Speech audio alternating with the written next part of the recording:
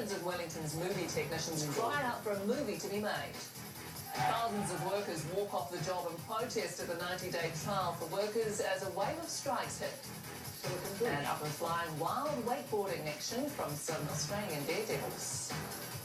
And a flick of snow, westerly gales, harder cold sou'westers and increasing blue sky. The weather for your place coming up. Kia ora, good evening. The dispute over the Hobbit spilled over onto the streets of Wellington tonight. Hundreds of technicians fearing their jobs would be lost offshore marched up to the beehive. This is the head of Wellington's Weta Workshop, Sir Richard Taylor, said the future of the New Zealand film industry was at stake. Well, joining us now live is reporter Renee Graham. Renee.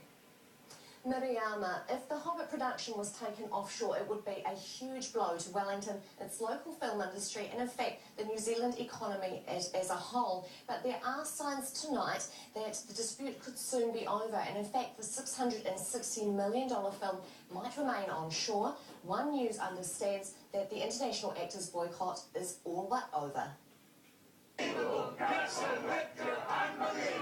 Hundreds of angry set designers and technicians in front of Parliament. They're protesting against the worldwide actors' boycott of The Hobbit. We want our industry to continue in the way that we've enjoyed it continuing for so many years.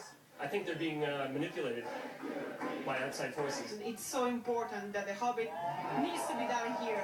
The actors' boycott has raised fears the multi-million-dollar production could be moved offshore. But tonight, One News understands a resolution between the Actors' Equity Union and the producers of The Hobbit could be near. We've reached an agreement with Sparta to meet them. We've signed a memorandum of understanding, all the parties, to say let's see if we can find a way of setting standard terms and conditions in this industry. Production for The Hobbit is already well underway. Earlier, technicians working on the troubled film met to try and make their voice heard. It has had serious repercussions already around the world.